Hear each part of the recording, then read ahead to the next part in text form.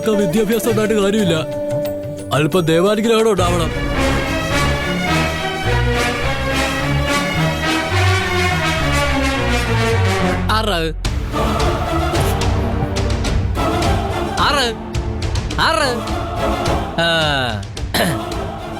ഈശ്വര, ഞാൻ പറഞ്ഞില്ലേ കകുതി, വിളക്ക് നന്നായിട്ട് കത്തുന്നു.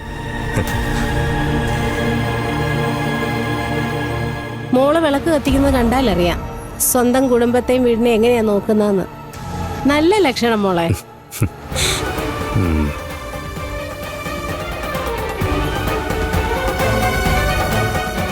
മോളെ, മോക്ക് നല്ല ഐശ്വര്യമാ, അത് കാണാനും ഉണ്ട്. ഇന്നിവിടെ വന്നിരിക്കുന്നതിൽ ഏറ്റവും നന്നായി സാരി ഉടുത്തിരിക്കുന്ന മോളാ.